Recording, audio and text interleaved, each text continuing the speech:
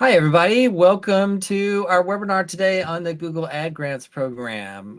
Really excited to have you here today. Appreciate you taking the time to join us. If you want to say hello in the chat, just let us know who you are, maybe your organization, where you're dialing in from. I'll start us off there. I'm Ronald. I'm the president and founder of For a Good Cause. I'm coming to you from Kennesaw, Georgia. If anybody else wants to say hello in there, please do.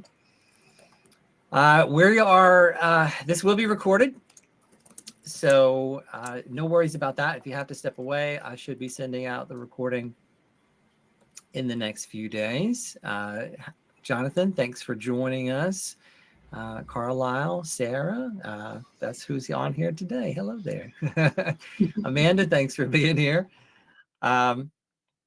I want to start just kind of with some introductions from us. I'm Ronald Pruitt. Again, I'm the president and founder of For a Good Cause. If you are unfamiliar with For a Good Cause, we are basically a fundraising platform for small to mid-sized nonprofits. Our specialty really is in helping small nonprofits build recurring, reliable revenue through monthly giving.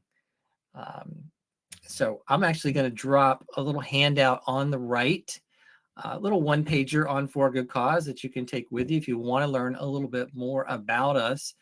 On that right-hand side is where you can drop questions as we go along. It's where you can grab handouts. It's where you'll see a poll that will drop here just shortly. So keep your eye out on the right there. Again, any questions that you have, you can drop it there, and we'll of course have some time at the end to answer those. I'm really excited today to have our guest on, Sarah Symoens from Cause Inspired Media. She is an expert at the Google Ad Grants program, is going to teach us a little A to Z here and how you guys can take advantage of it. This is really exciting for us. I mean, we're For Good Causes in the business of, helping you have great donation pages and take those online donations. But if you're going to get donors all the way there, you got to have some traffic to your website. So I'm really excited to hear what Sarah's going to go over with us. And hopefully I'm going to learn as much as you guys and how we can take better advantage of this as in the nonprofit community. Sarah, thank you. Take it away. You need me to drop a poll or anything, just let me know. Thank you so much for the introduction, and thank you so much, everyone, for joining us today. Yeah, let's go ahead and start off with that poll. I would love to know who here already has the Google Ad Grant, and then perhaps who does not. And if you don't, have you heard of it before? And thanks again for joining us. I'll just give us a couple of seconds for those answers to come in while I kind of talk to you a little bit about who I am and Cause Inspired. So, of course, you probably recognize my face here. I'm Sarah Symoens. I'm the head of enterprise marketing at Cause Inspired. If you're wondering, Cause Inspired is a full-service digital marketing agency that just serves nonprofit organizations. And our bread and butter, our specialization is the Google Ad Grant.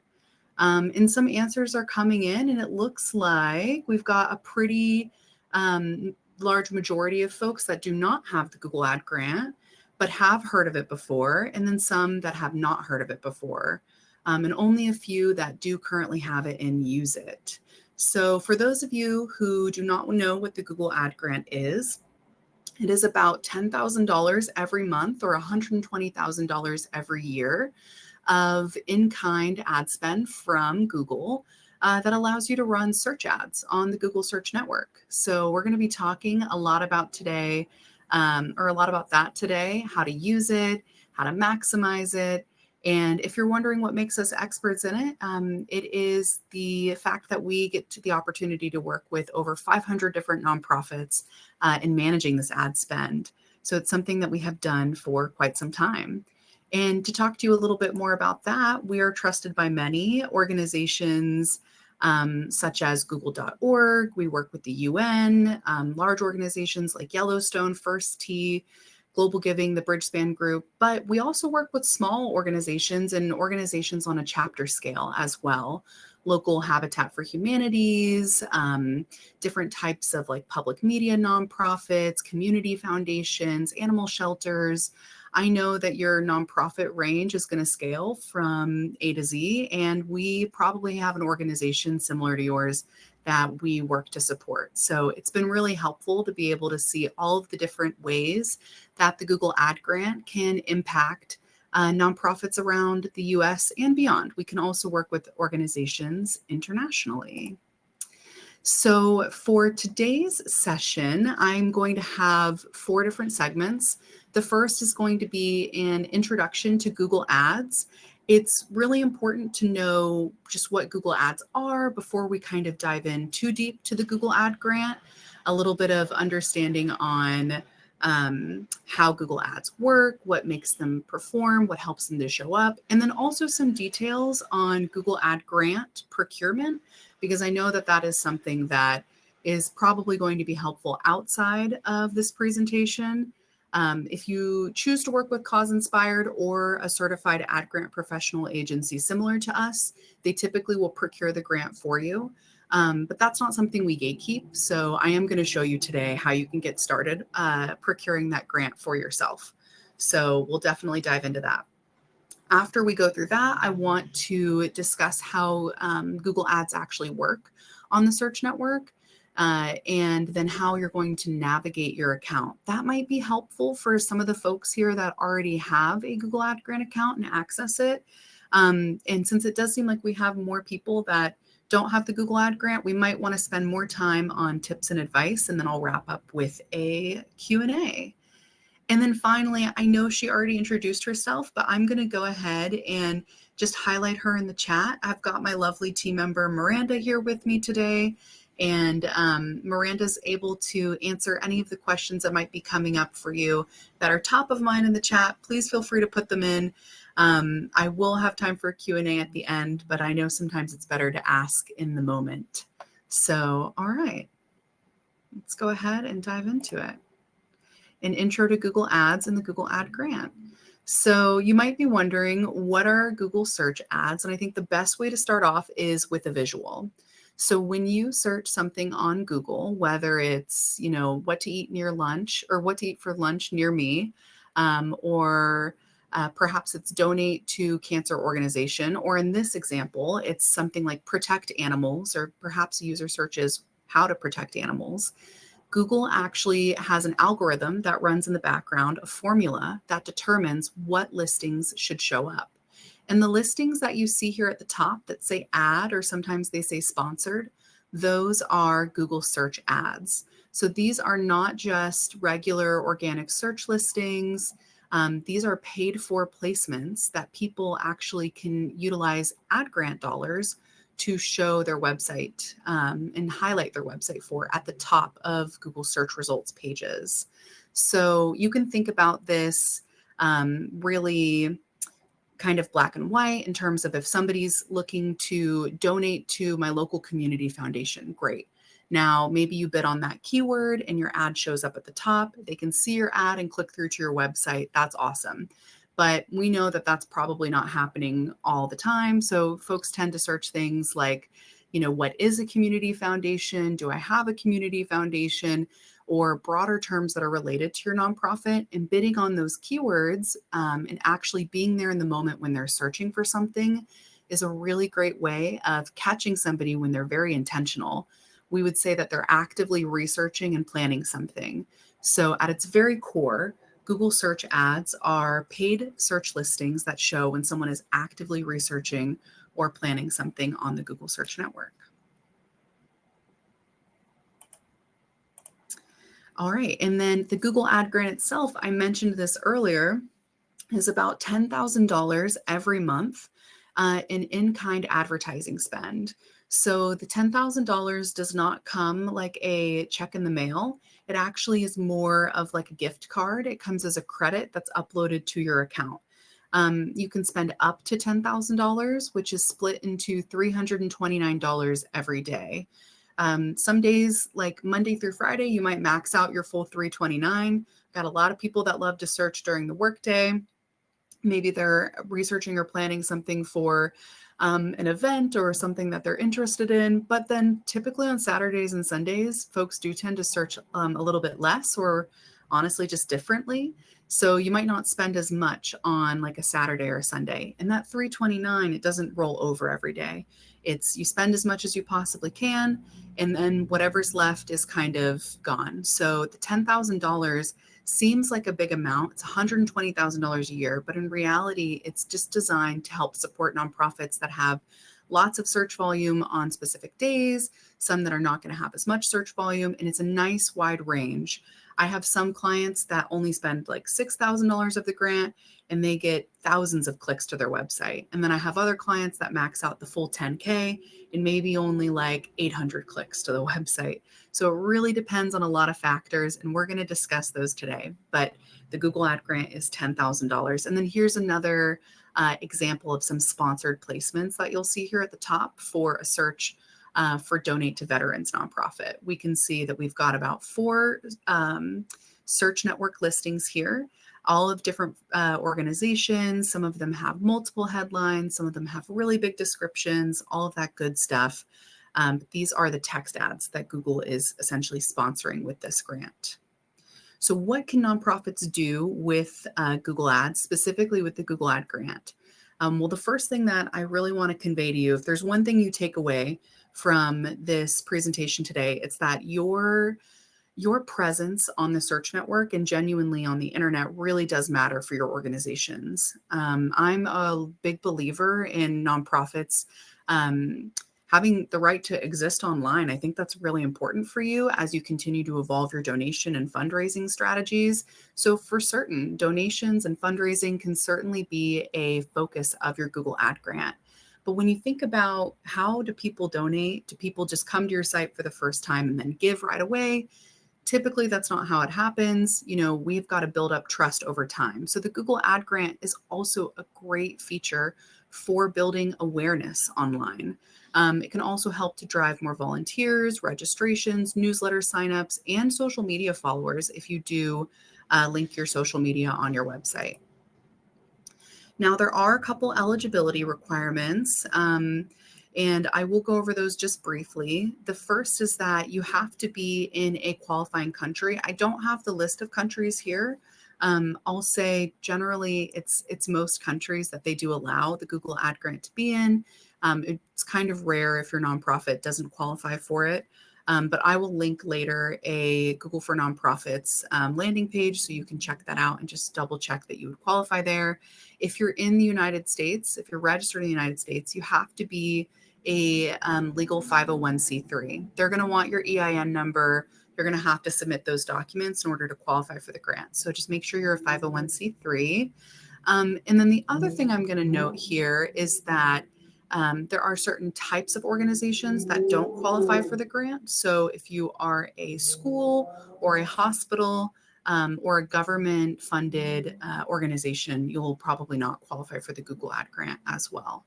And then you also have to agree to Google for Nonprofits Terms of Services, which basically just says, my nonprofit serves everybody, and we are doing this all in good faith, and this is all going to be mission-based work for us.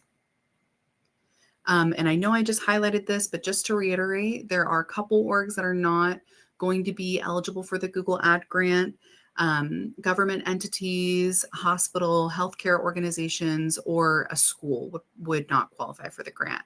Now, to give you an example here, let's say you're a foundation for a hospital, that would totally qualify for the Google Ad Grant. Let's say you are a children's nonprofit, even though you're not a school or a daycare, that would also qualify for the Google Ad Grant. So there are, exceptions to this like generalized rule, but for the most part, I just find this is important to let you know before we kind of get into the thick of things here with grant procurement. Okay, now for the fun stuff. How do I procure the Google Ad Grant? So before I get into this, I'll say you can just go through an Ad Grant certified professional agency like Cause Inspired, or there is a list of them on the Google for Nonprofits website, and they can do this for you. But essentially, it's going to have to start with a TechSoup registration and verification. Most of you might have a TechSoup account, and if you don't, that's always great to have. After that, you're going to make sure that you sign up for Google for Nonprofits. That is probably the most important part of this whole verification process. Google for Nonprofits is a wonderful website where you can find out all different kinds of things that you'd be eligible for on the Google space. So some nonprofits qualify for special YouTube accounts called the YouTube Nonprofit Program. You might qualify for a Google Workspace for Nonprofit account. And then ultimately, this is where you qualify for your Google for Nonprofits. So I'm just putting a little link in the chat there for that in case someone has not been there before. Feel free to check that out and sign in or get started. And that's how you're going to start your grant procurement process. Once you get approved for the Google Ad Grant, it really does happen just like that, 1, 2, 3. You will go ahead and start building out your account, or your agency will build it out for you. All right. And that is the initial, what are Google search ads in the context of the Google Ad Grant? What is the ad grant in terms of spend? How do we procure it? Who's eligible for it? I hope that you feel good there. Overall, just knowing that you probably qualify and how to get it started. Now we're going to get into how do Google search ads work? So what makes them tick and all of that good stuff. The first thing that you need to know about Google search ads is that it is an auction style bidding system. So if you have ever been to an auction, or if you've ever seen, if you can visualize that for me, someone saying, I'm going to bid $1 for this keyword. And then another organization says, well, I'll bid $1.01. And then it just continues to go up from there. That actually determines how expensive things are. So I'm sure, as you can imagine, someone that's looking for, maybe like a lawyer, that's a very expensive keyword because someone knows they can make a lot of money off of that. They might be willing to pay $20 for a click. But someone that's just looking for a volunteer, maybe not as expensive of a keyword because you don't make as much money. Maybe they'll say, I'm only willing to bid $5 for that click. And that is kind of how the auction bidding style system works. But when you go to set up your account, the first thing that you're going to do is create ads with that in mind, add in your keywords that you want to bid on. And Google's actually going to take the keywords that you think you're relevant for and judge themselves. They're going to say, do we think this organization is relevant for these keywords? And they're going to do that using something called your quality score. So now you're probably thinking, okay, Sarah, what's quality score? And it kind of sounds exactly what it is. It's the score of your quality, but I can break it down into 3 segments for you. And genuinely, even if you don't end up procuring the Google Ad Grant and using it for driving traffic to your website and fundraising and volunteering and all that good stuff, I would say this is just good advice to have generally for the things you think you're relevant for on your website. So what you want to do to kind of work through this with me is think of some keywords that your website would be relevant for. Maybe you're relevant for keywords surrounding like school feeding, or maybe you think you're relevant for keywords surrounding protecting animals or helping veterans. Think about those keywords, and the first question you want to ask yourself is, how relevant are those keywords to your landing page? Are those keywords actually in highlightable text on your landing page? That is Google's first determining factor of quality score. They're going to check and say, okay, so this organization really wants to show up for donate to veterans.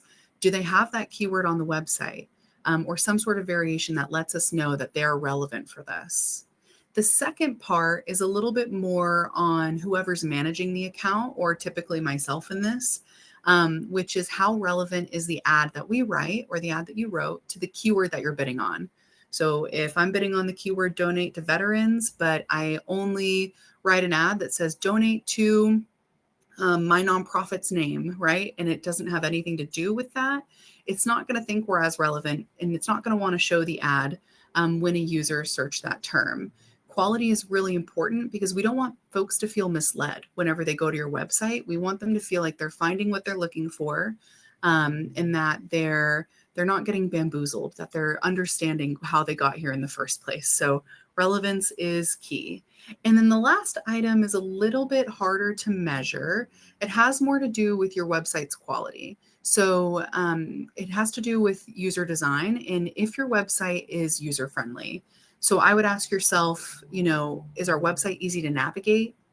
Does our menu make sense? If I landed somebody on my website for the very first time, would they know where to go to find the things that they're looking for? Do I have a history of people being able to find the things that they're looking for on my website? And then ultimately, some more technical ones could be, does my website load quickly? There are ways that you can check this for free online with Google, such as like load speed tools and page speed insights. Searching any of those terms can bring you to some free Google tools. But really, I would kind of look internally first. What does your team think of the website and how is it to navigate there? The better your website is, the more content, the easier it is to navigate, the better your Google ad grant is going to perform. Actually, Google's going to really reward you for having a accessible, friendly website. Okay, so now that you know what the different workings of quality score are, I'm going to kind of break it down in a little bit of a visual here of how Google Ads works again. So you can see here in the Google search bar that I have searched donate to veteran nonprofit. I'm bidding on this keyword here. And in the top ad, we're going to want to have something that has the word donation and something that has the word veteran in here. You can see that it's bolded here, donation and veteran. That's kind of what brings up the relevance of this. Now, you might be thinking, well, this ad doesn't have donate to veteran nonprofit right in the headline. And that could have a lot to do with the other factors of quality score. So perhaps this landing page is just more relevant to that keyword. Maybe they've got a really good history of always showing up for that keyword. And or perhaps it could just be that their website quality is very high. And so Google's favoring it that way. But earlier, if you remember, I said that whether or not your ad shows up is determined based off of two things. The first is quality score. And the second I didn't mention, and that's because we're getting into it right now. The second is how much you can pay per click. So they're going to actually multiply your quality score times your bid. And this is where you see your competitors underneath your ad. Whenever you search something, you're always going to have competitors bidding on similar search terms as you, maybe even bidding on your name, bidding on things to ensure that their ads are always showing or showing as often as they possibly can. So having a good quality is half the battle. And then the other half is just making sure that you can budget your spend correctly to show up when people are looking for you. And I do want to take a second to answer a question that came up in the chat because I think it's really important. Ronald asked, will Google give me an actual quality score number when I post the ad? Is there a minimum score you need for Google to say yes to the ad? And the answer is yes to the first one. You do get a number. It's 1 out of 10. And it actually is not a quality score that you get on your ad level, but you do get it on your keyword level. So Google will actually tell you this keyword has a quality score of a 3. This keyword has a quality score of an 8. It's super relevant. And it will even break it down even further to tell you what's not relevant about the keyword. So that one's a little bit looser, but it uses a scale of below average, average, and best, essentially. And so it'll tell you, you rank really well for this keyword, donate to veteran nonprofit, on your landing page. It's very relevant, but your ad is not very relevant, so you're ranking below average there. And then it'll also tell you how much it expects a user to come to your website and find what they're looking for. To the second part of your question, is there a minimum score you need for Google to say yes to the ad? I think that's a great question as well. And the answer is kind of yes, kind of no. So for a regular paid ads account, let's say no Google ad grant involved, you really don't have to have a minimum score to show up. You just have to be able to pay more. So if you have a competitor who is willing to pay $100 per click, they can show up with a terrible quality score. That would probably be a huge waste of money, but they could definitely do it. For Google ad grant accounts, we have some limitations that prevent us from being able to do that. We can't just spend $10,000 on one click, nor would you ever want to. And so for that reason, we do have a minimum that we have to keep our ads. And there's actually a compliance policy as well that ensures we would never bid on a keyword in account that had a 3 or lower quality score. So that is our special number. But great question. Definitely keep them coming.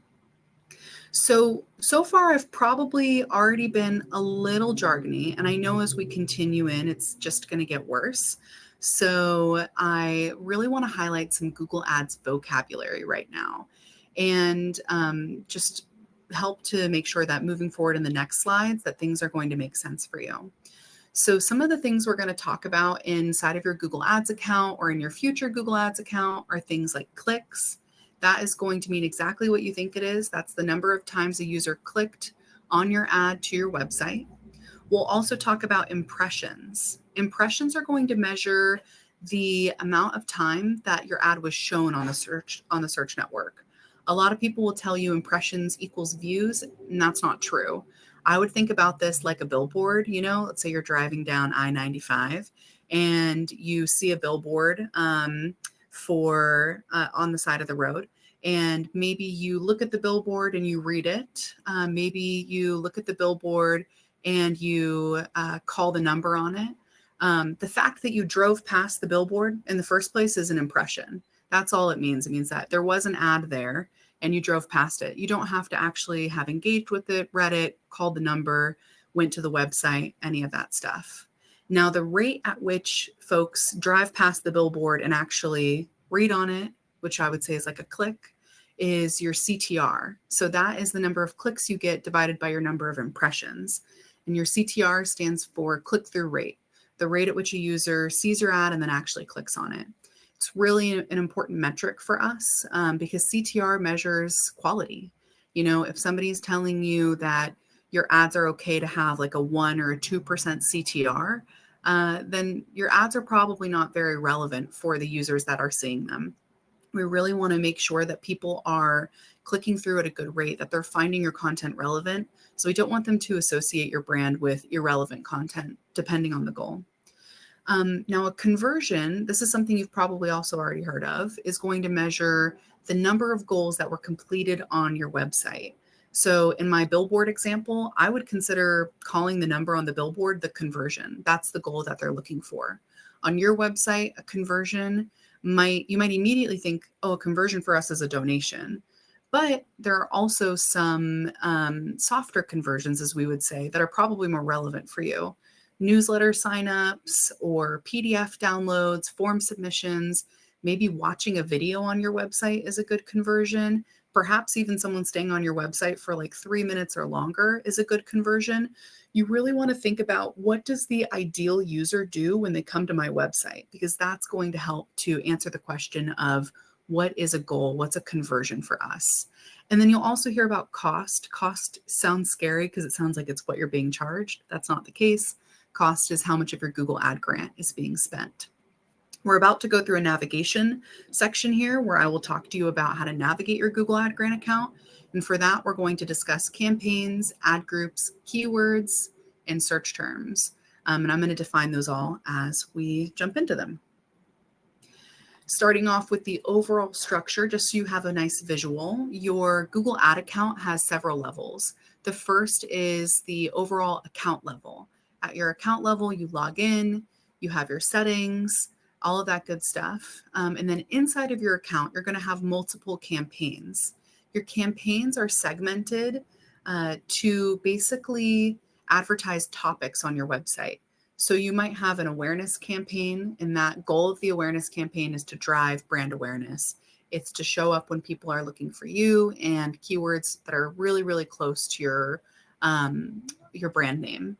And then maybe you have another campaign where your main goal is just driving volunteers to the website. So maybe you've got an ad group there for volunteer opportunities in St. Augustine, or volunteer opportunities with animals, things along those lines.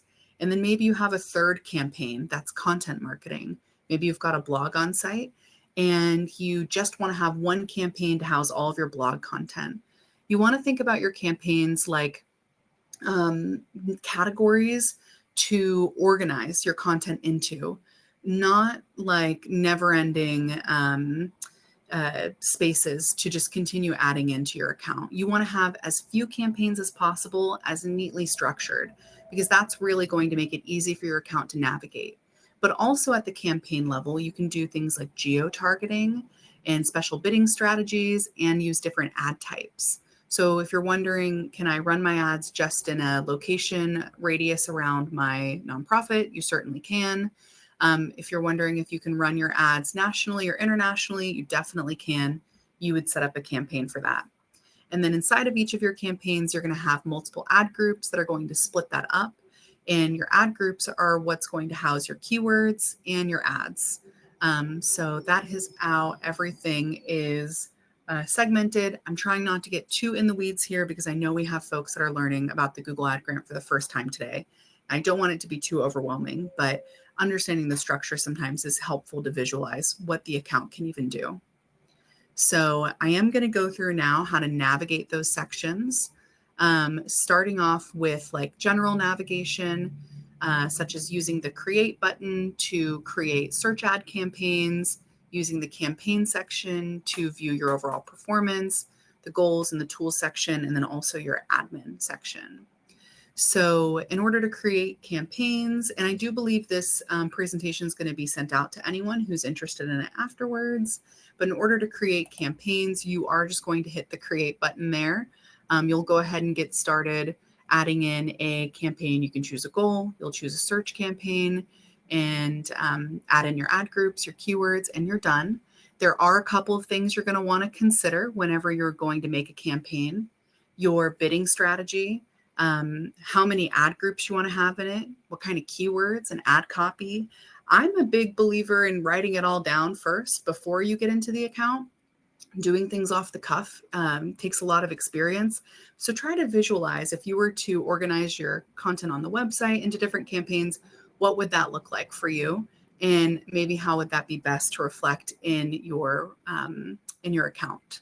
But ultimately, one thing I can help you out with today, for those of you here who do have the Google Ad Grant, is what your bidding strategy should be. So at the campaign level, Google's going to tell you or ask you, what way do you want us to bid for users to come to your website?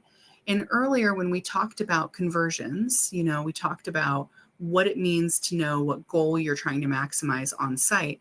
I really want to emphasize that I think that is the best Google Ad Grant bidding strategy for you. Maximizing your conversions is a great way to measure success. I've worked with hundreds of nonprofits over my time at Cause, and I can tell you no one has ever really cared more about driving traffic to their website if those people don't do anything when they go there.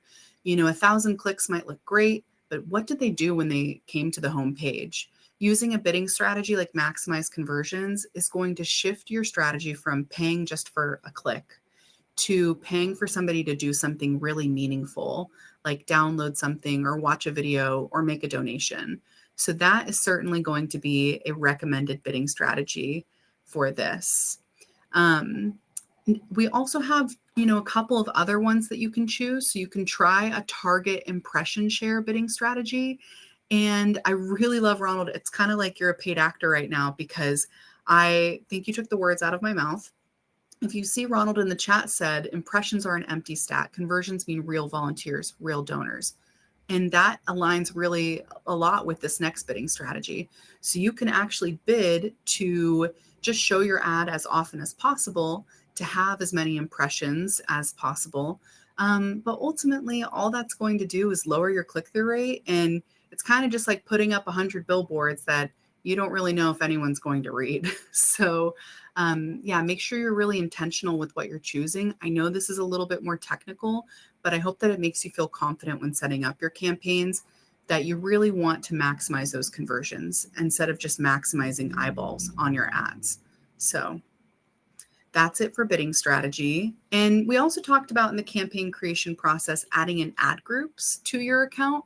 When you add in an ad group, the one thing I want you to always remember is it's one landing page per ad group. So if you have a campaign that's for brand awareness and you're thinking, I want to have a group of keywords for my brand name, I want to have a group of keywords for misspellings of my brand name, maybe I want to have a group of keywords for words that I think are super related to me in my industry. Those are 3 great ad group ideas. Each of them can have the same landing page, but you don't want to mix it up within the groups. Just make sure that for every ad group you have, you're using one landing page. And this is a little visual here on the left-hand side of what that would look like. And then inside, you're going to make sure that you match your keywords very aligned to those specific ad groups. You can also use keyword tools to find your keywords. No one is expecting you to know what people are searching. Trust me, I've tried for years. That would be really great if I did know what people were searching all the time. But I would advise you to use tools like Google Keyword Planner. That's built into the account. You can see right here where it says Get Keyword Suggestions. That's a Google tool actually that you can put in a product or a service you have, and it will populate keywords for you. Double check them. Sometimes they're not always great, but it does help to kind of get you started. And then you can also use other tools. I really love using RyRob's keyword tool. I can link it in the chat if this is interesting for anyone. If it's too much, that's okay. And yeah, this is like an AI keyword research tool that helps for SEO. It can help for paid search, and it just helps you to stay creative and finding keywords that people are looking for that have a high search volume. Ultimately, you want as much as you possibly can for your ad groups to have keywords that people are actually looking with. And I'm sure this is something that's relevant to all of you. You have internal language that you talk about within your organization, acronyms that you use, and things that professionals in your sector would understand. But an everyday person, what I would call human speech, maybe would not be looking that way. So make sure that you are utilizing keyword tools to show up with real phrases that people are actually searching. And then the fun part, building your ads. This might look intimidating. A responsive search ad is definitely something that is hard to navigate your first time in the account, but after you build one or two, it's going to feel really easy. But Google search ads are really interesting on the back end. I know when I showed you examples earlier, you saw one headline, two headline, maybe a little description, but behind the scenes, we actually have about 15 headlines that we put in 4 descriptions. And what these headlines do is they mix and match with each other dynamically, and they create the perfect ad for your user. So one ad in your ad group is all you need, and it's going to create hundreds of variations. And that's going to help to give you the best possible ad, but also to make sure that your content is always relevant and that you can get feedback, what headlines are working, what headlines maybe need more optimization, what descriptions are working. Yeah. And I might give you some more good tips for writing ads later, but this is kind of the final step of your campaign creation process. Now, once your campaign is created, there are other assets to your ads that you can also have. And these are very aptly named ad assets. So you can see here in this example for a car donation that this ad down here at the bottom actually has additional site links. These are called site link extensions. And you can actually create these in your Google Ad Grant account to give your user even more call to actions. You might be either thinking right now, that sounds like an overwhelming amount of call to actions, or you might be thinking, that sounds great. We have, one page on our website that is really important for people to go to, but we have other pages that are really related. And kind of having that cross promotion is a very good technical strategy to maintain with your audience. In this example, you can see they're driving in traffic for maybe looks like action against hunger. They want someone to come to their website to maybe end world hunger. And they know that these additional call to actions here are also probably really important and maybe relevant to me as the user. But what you might not know is in this first ad up here, these little short sentences, support our veterans, veteran car donations, official Purple Heart. Those are also extensions. Those are called call outs. Those are other things that you can add in the ad, kind of like glitz and glamour to spice up your ad and make it look fun to click on. This is the part of marketing that I think people think I do every single day. It's only a very small part of my job, but that is a nice way to kind of catch people's attention and put in an additional call to action that they might not be thinking. And then up here in the top right, this number that's showing, that's another extension. That is a call extension. All of your ads can have your phone number if you want them to. If you don't want them to, that's okay as well. But yeah, if you are processing information via phone call, put your number on your ad. And that is a great way to drive a conversion before you even have to worry about bringing somebody to your website. And then another extension I always like to mention is a location asset. You can actually show where you're physically located if you're looking for foot traffic. If you're a museum or a place that needs or that is having an event, you can always highlight where you're located if that is something important. All right, and then this is a nice little overview of the campaign section. So when you log into your Google Ad Grant every day or once a week or once a month, it's very overwhelming to think, where am I supposed to be looking to get the information on my performance? And I'm a big believer in just going to the overview page, looking at some of this general information, and then getting some information on your campaigns by clicking right there on the left-hand side in the campaigns section. So you can see what kind of changes were made in your account. You can see what keywords are working well, your most shown ads, what devices your ads are showing on. And if this is feeling overwhelming or like too much information for you right now, the big takeaway here should just really be that when you have the Google Ad Grant and it's running and it's working well for you, it's not set it and forget it.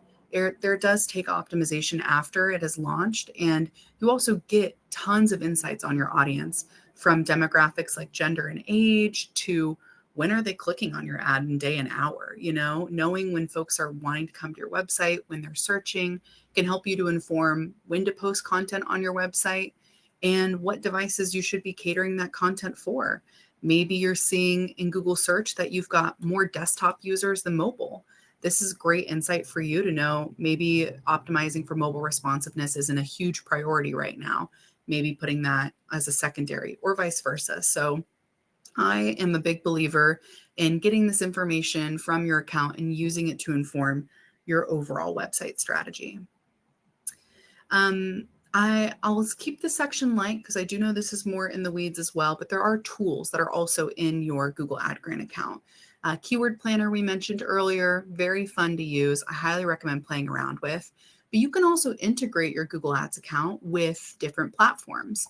Your Google Analytics is a must. You're always going to want to integrate your Google Ads account with Analytics, and it'll help them talk to each other.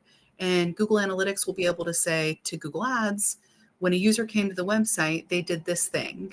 And then Google Ads will be able to say back to Google Analytics, well, this is the keyword that they searched. This is the time of day that they did it.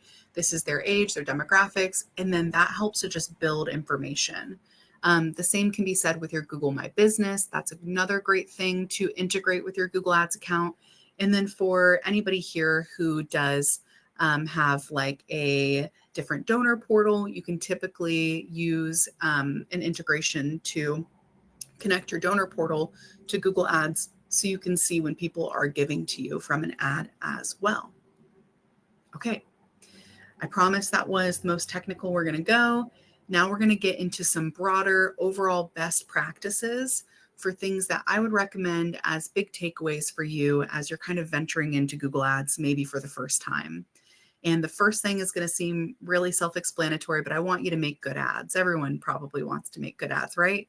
Here are my 4 tips for making good ads. The first one is to put the keyword in your ad copy. A lot of people, don't think that that is something that people need to see. Maybe it's implied, but it's so important to do. If I'm searching for, digital marketing grants, maybe I want to see the word digital marketing grant directly in the headline. That's going to really help increase your click-through rate. Always have a call to action in your ad. And this is something I believe across the board. People don't know what you want them to do unless you tell them. Having that call to action in your ad copy, pinning it in your ad copy is a great way to make sure that people know what you want them to do when they come to your website. Experiment with everything. Nothing is said and done in your ad copy. That's why you have 15 headlines. Use all 15 as often as you can. Everything should be an experiment. Everything should be on the table. This is your, money that's not real money that can be used to make mistakes or to learn about something and see an opportunity. So rather than risking it with real dollars in a Google Ads account, use your Google Ad Grant account to really fund the experiment. And I know number 4 is hard to do, it's not very easy, but have great landing pages. Think about yourself landing on that page. Would you know exactly what to do if you didn't know about your organization beforehand? And if the answer is no, think about ways that you can make your landing pages more accessible for people. That is in turn going to make your ads a lot better, actually. The next recommendation that I have for you is to build strong campaigns. I hope earlier, even if you don't have a Google Ad Grant, when we were talking about how to organize your account, that there was something there that resonated with you. Whether it's what keywords might you be relevant for, or if you were to have a campaign, what would your campaign be? Those are really important questions to ask now before you even get into your account, because your campaign setup is going to really determine the performance of your account. If you want to be maxing out the grant every month and spending that full 10K, you've got to make sure that your organization comes first. So instead of having hundreds of campaigns, which I have worked in accounts that have hundreds of campaigns, try to limit it and make sure that your campaigns all are meaningful and relevant to you. And I would rather you have hundreds of ad groups within your campaigns, and just to make sure that they're all sharing data and that they're organized together. I'll also say make sure your keywords are hyper relevant to your ads and organized in that sense as well. Having more ad groups is never a bad thing, as long as they're within that campaign level. We talked earlier about using the same landing page for your ads in an ad group, but I'll also say, earlier when we kind of touched on tools and having conversions in the account, make sure that you're integrating your Google Analytics with your Google Ads account. If you're working with anyone, or if you've got someone on your team that's managing your Google Ad Grant, or if after today you get started with it, that should be probably one of the first steps for you is, okay, we've got our account. Now let's go ahead and integrate it with Google Analytics. So that way you can utilize conversion tracking. So those were my 2 big takeaways for advice. I just kind of want to wrap up with a couple more slides here. I hope the biggest takeaway today for those of you that don't have your Google Ad Grant is that it's probably something that could be useful for you. I got started working with nonprofits kind of unexpectedly, to be honest with you. I really found it interesting how many nonprofits kind of pre-qualify themselves from being able to utilize things like Google search ads because they don't have the spend to afford it. And I totally agree. Who has $120,000 a year to spend on Google search ads? And that's why I think this is one of the most important programs that's out there right now. So be sure to use the link in the chat that I sent earlier for nonprofits. You can go to google.com/grants, or you can talk to someone on our team. But procuring the Google Ad Grant, getting your 10K of monthly spend is just such a great way to invest in your website traffic and your overall performance online. It can help you raise awareness, get new donors, new volunteers, and tons of other things. I'm also going to recommend, of course, not to your surprise, that you work with a Google Premier partner or a Google Ad Grant certified professional agency. There's a lot of reasons I'll recommend this. And the biggest reason is because you want someone working in your Google Ad Grant account that doesn't just treat it like a regular Google Ads account. There's tons of red tape in a Google Ad Grant account. There's lots of intricacies that have to be kept in mind. And also to have someone that's nonprofit minded is very helpful because you have different goals than a regular for-profit organization. So you want to make sure that they're kind of coming at it from that specialized point of view. And if I were to make a suggestion for Cause Inspired for 3 reasons to work with us, I'd say, we're pioneers in the ad grant space. We actually helped create the certification for Google for determining whether or not an agency should be ad grant certified. We do work directly with Google and google.org. And most importantly, we really value nonprofit growth and education, hence why I've been afforded the opportunity to be here today with For a Good Cause. So thank you again so much for all of your attention. And I'd be happy to answer any questions you might have. Sarah, that was absolutely amazing. And I did just launch a little kind of pop up there that will link to the Cause Inspired site. I certainly recommend people go check you guys out and see, you know, what you guys can do for them. I'm hearing about that red tape and that complexity, and certainly it would be pretty good if you have somebody in your corner that can help kind of walk you through that. I want to jump into some questions. We got some in the registration. We'll hopefully, if you guys want to put something in the chat as well. One thing that pops up in the registration that I'm thinking about too, there's a question from Gary about really tracking results. You talked about kind of what you can see in the account, but if you had to hone in on one or two things that would tell a nonprofit, this is working for me, what would you tell them? I think everyone's gut is going to be to look at ad spend and say, am I maxing out my full 10K? And that I know I'm starting off with what you shouldn't do, but that would be the one thing I wouldn't look at is when it comes to ad spend. Like I said earlier, I have some nonprofits that spend $10,000 and get 800 clicks, and others that spend $6,000 and get 2,000, 3,000 clicks. So ultimately, the first thing I'm going to recommend is you got to look at your clicks that you're driving to the website. How many are you driving every month? Is this something that's increasing or decreasing? And you're going to want to look at those clicks actually with your cost per click in mind. If you're paying $8 on average and it's always been that way, then maybe 800 clicks for you is success. But if you're paying $2 or $3 on average, you probably want to aim higher for traffic. So I would say clicks is the first thing to kind of take away. And then the second thing that I would really look at actually would be conversions. So the conversions through your Google Analytics. And I'm going to say something that I think would make for-profit advertisers skin crawl, which is that a good conversion for a nonprofit is an engagement conversion on a website. It's time on site. It's going to multiple pages per session. It's stuff that you don't make money off of the first time someone comes to your website, because we have to convince people to do the right thing. We've got to educate people about why your cause matters. We've got to get them in the loop with what you're doing, what's the latest and greatest about you. So having blog content, and I would say generally like measuring how long people will stay on site for your blog content, is a really good goal to have. Every single month when I talk to my clients, I show them paid search. This is how long someone's staying on your website when they come from paid search. I want it to be 30 seconds or longer. And if it's not, I feel like we're not doing the right thing. So making sure that people are engaged on site and finding good information. Yeah. Yeah, I love that. And plus, if they're spending more time on your site, they're learning more about your nonprofit, that trust is going to build up. They're more likely to give. It also signals your authority on that topic back to Google. So you'll rise up in the organic rankings as well. So that's great.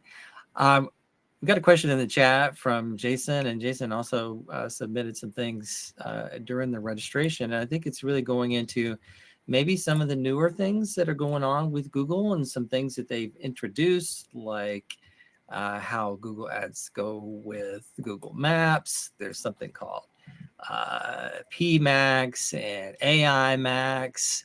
Can you kind of speak to kind of some of the new stuff that's going on with Google and how that affects nonprofits? Totally. Yeah, there's a lot of fun stuff going on right now.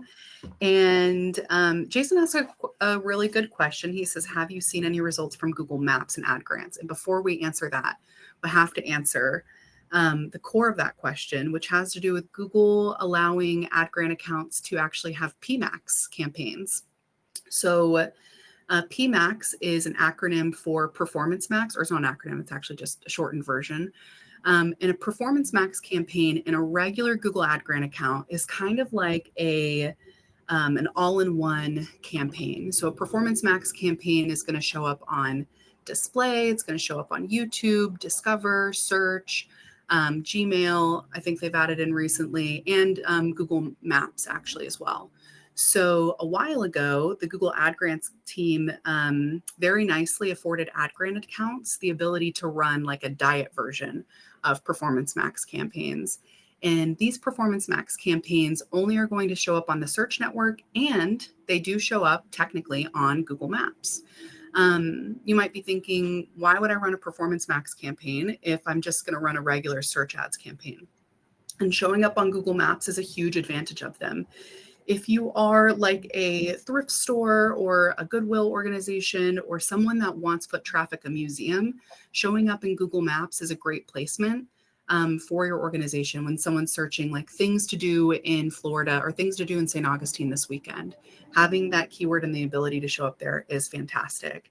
I haven't seen any great results from Google Maps and ad grants, Jason, yet. I do think it's still kind of a tough placement for us to show up in, to be honest with you. But I have seen fantastic results from Performance Max campaigns overall. So the other advantage of using a Performance Max campaign is you don't have to bid on keywords traditionally. You know, earlier when I was giving you recommendations for like utilizing keyword research tools and things like that, Performance Max campaigns actually work with something called search themes, which give you the ability to kind of choose a theme of keywords and then give Google a little bit of space to find keywords that are really similar to that. So very helpful for my medical nonprofits that have a hard time showing up for things like cancer research or donate to cancer, because those are very limiting terms or super personal. So getting to have search themes as an option is great. And then also with that, you can target someone a little differently, not with medical nonprofits, but with others. You can target somebody for who they are, what they're researching, what they're interested in, their affinity interests. So that actually gives us the ability to target someone who's interested in maybe charity and organizations or social causes and doing good. Yeah, it's great for B2B, I would say as well, if you're a nonprofit that helps other nonprofits, because you can target people that are in the market for nonprofit resource management tools. But to answer your question directly, no, I haven't seen any great results from Google Maps yet, but I still have hope because of the success from the PMAX campaigns that we've seen so far. I do also, nice, yeah. Jason also says, seen a couple work well on maps, children's museums, and a hiking charity. But yes, PMAX is working well on almost every account. Totally agree. Yeah, I'm working with a museum right now that I would say is probably the closest I've seen to the Google Maps working well. And it makes sense because they get those really highly searched keywords of things to do in DC this weekend and stuff like that. Also, in your question, Jason had asked about AI Max, which is a little different. Do you want me to talk about that too, or I'm maybe switch curious just kind of how AI is affecting. Obviously, you have now the overviews. I assume it's pushing those ads down a little bit. And are we going to start seeing ads in the AI overviews at some point? How's the AI affecting what you guys are doing? Great question. So yes. So just to answer that, Google has kind of evolved the way that people can search on the search network. So now when you're looking for something like best veterans nonprofit, they're going to have an AI overview that shows up on top, and that's sponsored by Gemini, and it's going to answer your question. And that's great. And then inside of that, there are search listings that are organic search listings typically on the right-hand side. So what that does to ad grant ads and all Google ads in general is it actually pushes our ads lower underneath them. So your ads are still triggering, they're going to show, but people are either getting their answer from that AI overview, or they're not clicking through on the ad because they don't see them, or they're already finding what they're looking for before they even get to your ad. So that's kind of lowering click-through rate, and it is affecting ad grant accounts. It's also just changing the way that we need to be advertising and utilizing grants. I will say Google's been evolving it pretty rapidly. So I see all the time now ads that show up above AI overview and all that good stuff. So hopefully it won't be that way forever. But to answer your question directly, are we going to see ads in AI overview? The answer is yes. And also, if you are ever searching on Google, and you see an option for AI mode all the way on the far left hand, that's a little different from AI overview, but if you ever use that to search, you'll also see ads in there as well. And your ad can show up in AI overview and AI mode via like an addition in your account called AI Max. And AI Max is a keyword match type, essentially. So at its very core, it is going to help Google choose keywords that they think are relevant for you at a broader level, but there are different levels of it. So let's say there's like, soft, medium, and hard. At the softest level, you just want to let Google kind of choose the keywords that you're bidding on. You can turn AI Max, and it'll find some related keywords. At the medium level, you can say, well, you can also customize the text on my ads as well. So now they'll kind of write some of your headlines, write some of your descriptions. It's a little bit more. And then at the hardest level, you can actually give them full permission to choose which landing page your ad goes to as well. And it's just a different degree of what you're comfortable with. But the huge payoff is that it does actually allow your ads to show up on AI Overview and in AI mode, which is really nice. Yeah.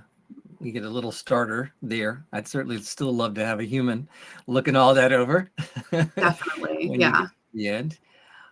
If you've got time, maybe one last question from the registration. It's a question really about demographics. And maybe this is a little bit of a thinking about ads on other social platforms, and now you target demographics. I'm curious about on Google, is that done?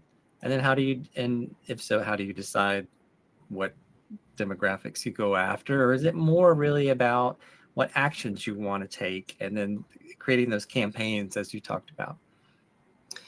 Yeah, that's a good question. I think it's deeper than it really seems to, because in your Google Ad Grant account, you are, or really in any Google search campaign, you are putting on a huge filter to all of your ads. And you're saying, in order for you to see my ad, you need to be searching this exact thing. And that filter really helps pre-qualify your lead before they're ever going to get to your website. You know that they're at least in some semblance of a way in your target audience. And so adding on demographics can be a really great strategy if you know, the one that comes to mind for me is a women tech program that I worked with for a long time. We knew that we wanted people that were looking for tech apprenticeships, and that was going to be our big filter that we ran on all of our ads. It were these tech apprenticeship keywords. And further from that, we wanted to add on demographic targeting to only show the ads to women and unknown. That way we could just make sure that we are trying to reduce the number of times our ads are showing as best as possible to increase our quality of lead. So they're only showing when someone we know is going to really get what they're looking for from the ad. And it kind of affords you to be a little bit broader in what you're talking about. And so that way you can have the ability to maybe increase your CTR if you have a surefire demographic that you're aiming at looking for. What I would advise people to kind of steer away from is being super filtering on all of your ads, because you're already doing such a great job of filtering and pre-qualifying that lead with your keywords. If your keywords are good, then adding on demographic targeting isn't always a must. What it more so is helpful for is an observation. So you can actually add on audience targeting in your Google Ad Grant account as an observation, and then kind of see coincidentally what percentage of people that are coming to my website are also interested in this thing. And then that can really help to guide content in the future when you're doing content marketing. So demographics are important in the Google Ad Grant. I don't want to say that they're not, but more at an observation level than they are at a filtering level. That's great. That's great. Sarah, thank you so much for all this great advice. I learned a lot. Hopefully everybody else that's watching or in here today did as well. So thank you so much for being here and sharing your expertise. As I said before, we will send out the recording in the next few days. If you do have questions, feel free to get in touch with myself or Sarah. Thank you for being here. Appreciate your time today. And we'll see you guys next time at the next For Good Cause hosted webinar. Thanks, everybody.